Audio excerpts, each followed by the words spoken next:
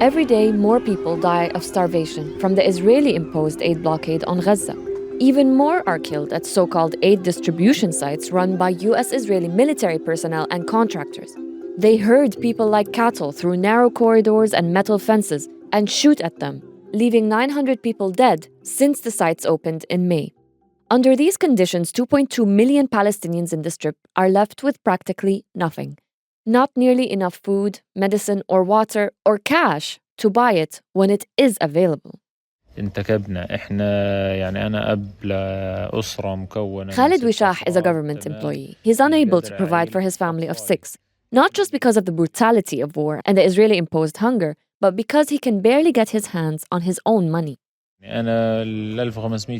earns 1,500 shekels a month. That's less than $450. But to withdraw this amount, he loses half of its value. With shortages caused by Israel's blockade, the prices of even the most basic goods are sky high.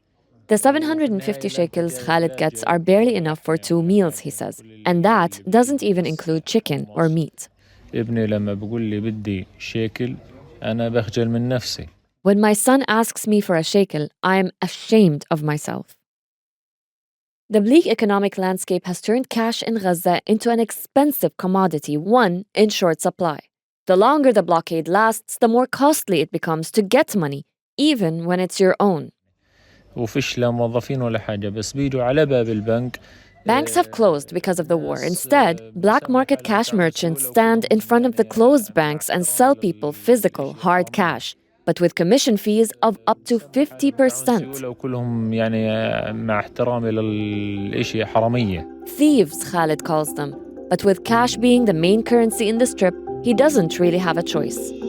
This is Beyond the Headlines, and I'm your host, Nada Al-Tahir. In this episode, we look at the extreme difficulties of accessing money in Gaza and the compounded suffering caused by cash shortages.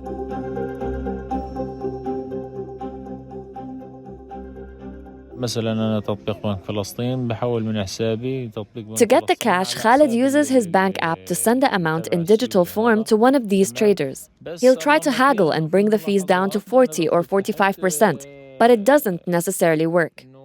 He adds a note on his bank app that this transaction was charged a fee of X amount. It probably makes no difference, but he wants it on the record anyway. So who are these merchants and where's the cash coming from? Khalid says there are people who steal aid that comes into the Strip and then sell it to people at extortionate prices. They sell it in cash, not through digital transactions, so they can hoard it and then sell it at the marked up rates. Some people have profited from this business, he claims. Israel has accused Hamas of stealing incoming aid, but a US aid review and an Israeli one found there is no evidence of this. On the other hand, opportunistic gangs such as the Israeli-backed Abu Shabab group have been accused of looting, but the aid is also sometimes intercepted by desperate people simply trying to feed their families. They may barter it or sell it for cash. Aid groups have said the theft was never an issue during the ceasefire when aid was flowing into the Strip much more heavily. But in Gaza, the issue is not just the war itself. Israel is not allowing Palestine's Monetary Authority to bring in new money into the Strip. High demand, low supply. On the ground, humanitarian workers are doing their best to provide what they can despite the situation, but they also rely on money coming in from the outside. Nobody's been working. Everybody's basically lost their jobs. No one's getting paid for anything. There's no money coming in. So they are exclusively almost reliant on money coming in now from outside, from people like donors and groups like ours and other groups. This is Muaz Ali. He's been volunteering from abroad for the Samir Project, a Palestinian grassroots aid initiative in Gaza. I live in London and I work, I guess I would say money man. I don't know. I have somehow ended up dealing with a lot of money-related things. A lot of this is dealing with fundraisers, collecting donations and allocating them to various campaigns on the ground. Depending on the needs, this would be meals, water, shelter, or medical aid. Their team in the Strip source what's needed, pay for it, and then distribute it. But getting that donation money from outside to inside is a challenge in itself. We receive donations in multiple ways. It used to be GoFundMe, then when that got shut down, we moved to Chuffed. And then we have Venmo, PayPal, bank transfer. Literally, like I will go meet someone and get cash from them if I need to. Like any way we can get money from people, we'll take it. After that, we've been sending to Bank of Palestine bank accounts. I was doing that just direct bank transfers from my bank to a Bank of Palestine account, but that's becoming increasingly difficult. Some of these Bank of Palestine accounts would get shut down, but even accounts abroad used to make these transfers are coming under scrutiny. That's been the biggest stress for me because it's really eye-opening to learn how little control you have over your own money here in this part of the world. Like, I couldn't even withdraw cash. When I would go withdraw the cash, why are you taking it out? Where is this going? Who is it for? This is just an exchange agent here asking me. I've spent countless hours on the phone with the bank dealing with that. I've had 3 accounts shut down now. 3 of us have had our Wise accounts shut down. My PayPal basically doesn't work properly now. My Revolut account got shut down without notice. Like, I'm using my personal account, which is like, if that gets shut down, that's going to be a bigger problem for me. But that's kind of what we have to do. Unfortunately, there's no structure in that sense. And this happens even though Muaz says every penny of donation money is accounted for, how it's spent, how many meals, how many families, and even employee salaries. To send money faster, they've had to turn to another option. The main one actually has been crypto. I converted into crypto and then I send it to somebody in Gaza. Bear in mind, crypto, it's used very commonly in conflict zones, developing nations. It's very fast, it's very easy. So this is not something new in that sense. They then, on their side, they have deals amongst each other, right? So some people there work on credit. So one guy will be like, hey, look, I have 10 grand, I've just received it in crypto. Here's proof of it. So can you release the food now? And we'll get this money to you somehow. So there's a lot of like honor system in that sense as well. It's digital cash, so it's still real, but they can't withdraw it physically all the time, right? Ideally, they'll want to liquidate it into cash, but the shortages and the high commission fees make it difficult. If there's no cash in the market in Gaza, then there's no point in us sending the money. We don't just send them everything. We send as and when the needs arise, where it needs to go. So we wait until there's cash available now, quickly send it. The guy will message us and be like, okay, I've got a good deal. This guy's giving me good commission. He's only going to charge us 7% or 10% or 30%, whatever. And then we send it because crypto's really quick. So you can send it almost instantly. The increase in commission costs mean that even life-saving aid and food is becoming more expensive. It fluctuates because we also have some of the guys that we have used them regularly, so they give us better deals sometimes. But I mean, right now I think the last number that I saw was like around 35% or so, 40%. Like, it fluctuates within those ranges. I think the lowest we've ever had is still it's been like 7%, which is still pretty high. And then, we have to factor in other commissions outside of that, like exchange rates from the banks when you send money, exchange rates when you transfer it to crypto, all those fees. So we have to really be efficient with how far we make the money go and what we're sending and when we're sending it and all. By this point, the value of a single dollar in Gaza has plummeted to at least half of its value. And this is even before buying anything. Like a bag of flour is like $100 or whatever. Like, there are those types of prices, but because we're buying in bulk and then we split it across multiple things. So for example, right now, 160 meals was $1,200. So, but those meals are nothing substantial, we'll try and get like some veg, some flour, some rice, right? Whatever basics we can get, but it's not really like that much, but it's something. Some prices have dropped in the first week of August, but this keeps changing depending on the volatile supply. In July, a single kilo of flour cost between 40 to 50 shekels. That's almost $15. A packet of yeast cost 100 shekels. Sugar, about 300. Produce like tomatoes or onions cost up to 100 shekels per kilo. That's only when fruits or vegetables are even available. Farmers are growing what they can, but at the grave risk of coming under Israeli attacks. Most of the agricultural land has been destroyed. I've seen it when I was there, and this is almost a year since I was there. So I don't know what it looks. I don't believe there's anything left now. Ruth James is Oxfam's regional humanitarian coordinator for the MENA region. People are starving to death, and that is what is happening. It's the worst case scenario we don't want to call it a humanitarian crisis anymore. This is a genocide. It's not a crisis. It's a deliberate genocide. And we are seeing people starving to death because of a deliberate policy to restrict food and all other kinds of humanitarian assistance by the Israeli authorities. One of those is cash. Even though there are ongoing cash assistance programs in place in Gaza, it's the same dilemma. People can't get their money, not for meaningful value anyway. The last time Ruth was in Gaza was in October 2024. There was maybe one ATM left, she says. Today, there are none that are functioning. Another thing to mention is that when the international staff rotate in and out of Gaza, the amount of money that we are allowed to take is extremely limited. And it's gone down since the start of the crisis. I think the limit now is 1,000 shekels. That's about $300.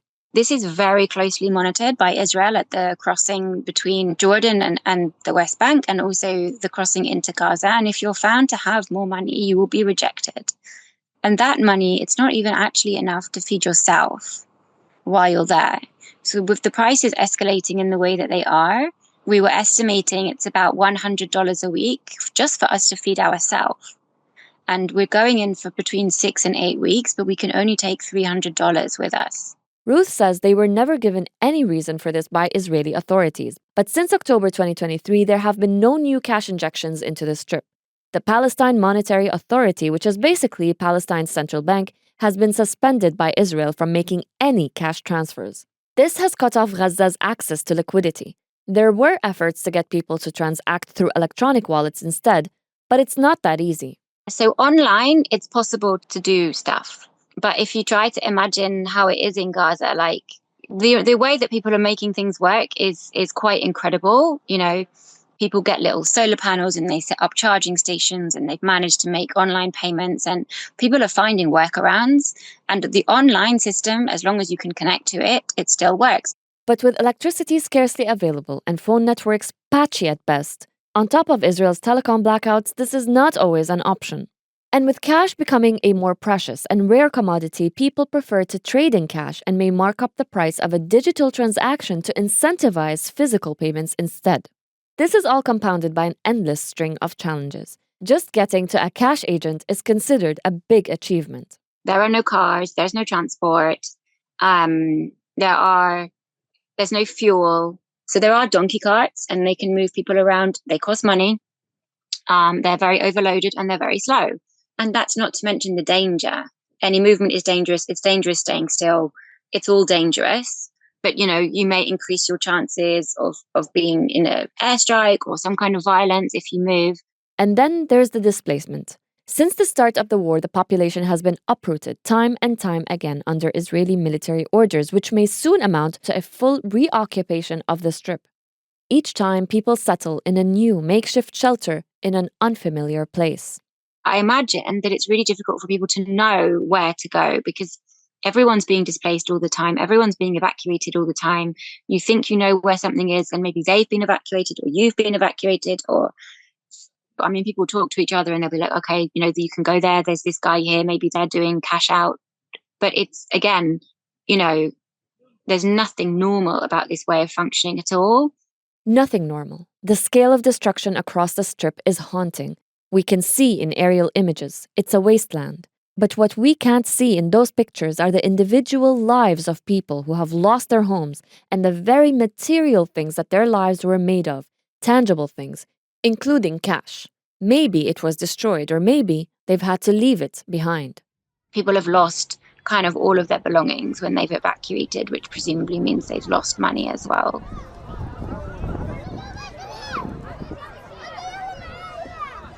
When I was there last year, there was one functioning ATM. I think that's completely destroyed now. There's no electricity, there's no money. I mean, everything is collapsed. So you're left with what physical money was available at the time. And obviously, when you're not getting any new cash, then the quality of the notes is deteriorating.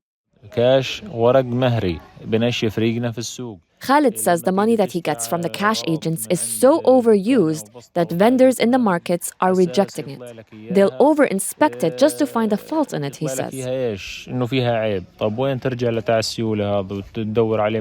There's no way to find the same cash agents and exchange the bad notes. Instead, people have to go get them fixed by a currency repairman. That's now a thing in Gaza, a profession born out of necessity. Some of the denominations are being rejected altogether. The 20 shekel notes are especially overused. And vendors won't even accept 10 shekel coins anymore because they've rusted so badly. سلطة النقد ناشدت الناس Palestinian authorities have urged people to accept the 10 shekel coins and other overused banknotes. But Khalid says there's no oversight to make this happen. People are demanding the authorities to allow new cash to enter. They're pleading for them to come to some agreement with the Israeli army, but they're told this won't happen until the war ends. The nature of the market system in Gaza, in my opinion, is so unique because it's entirely closed and it's entirely controlled by Israel. So, as an example, if Israel allows in soap 1 week, the price of the soap immediately drops in the market the next day. Remember that Israel has been besieging Gaza since 2006 at least, controlling its sea, land, and air, controlling every little thing that enters or exits. It's also been controlling the population's caloric intake, strictly restricting food imports. And the starvation today has pushed people into desperation. There is, let's call it self-distribution. So trucks enter, people take stuff off. Maybe it's not what they need, so they want to sell it or swap it for something so they can get what they need. Like the way of commodity exchange is not in any way normal. I've never seen any sort of market system like this, and it's entirely, manufactured and weird. This manufactured economy is the reason why basic human needs can be so easily manipulated for personal or political gain. This is why aid as a system is not a solution. One of our asks is that commercial goods need to be allowed back in. We don't just need humanitarian aid. We just need free flow of goods and commercial goods and trade like any other country. But until then, people still need cash with or without the entry of sufficient aid to rent accommodations or pay for transport or for whatever other personal reasons they have. Muaz says even if it's incredibly difficult and expensive for people to get their hands on money right now, that it still makes all the difference to have it. A lot of people I spoke to, at least, were like, just getting the money was like a mental boost, like a morale boost for them. We would get told like it meant so much to them, and they'd get like cash envelopes, and people would write messages. Everyone write a message, we'll send it to them, So I know it sounds so minuscule and minute. I know that's maybe like a bit more of a intangible reason to give people, but I think it's just as important. Of course, on a more practical level, people without access to money, people in Gaza today cannot guarantee where their next meal will come from. The starved children, pregnant women, the sick and injured become especially vulnerable. And you never know what happens, like if somehow miraculously we get a ceasefire or some of them are able to get evacuated. They need to be in good enough condition to be evacuated. We've had heartbreaking stories, tons of them, because someone I work with on a separate project, she works on child evacuations, and the number of children that they've had to turn down because they're just not strong enough, because they can't eat. At this point, it is the difference between life and death for them, because if they don't have cash, they can't buy these things, they can't eat, they can't feed their families, and there's no aid, there's nowhere else they can go, so they will literally die. That's it for Beyond the Headlines. This episode was produced by Ben Barqawi and the National's correspondent in Gaza, Rakan Abdulrahman. It was audio engineered by Arthur Edison. Dua Farid is our editor, and I'm your host, Nada Al-Tahir. Thank you for listening.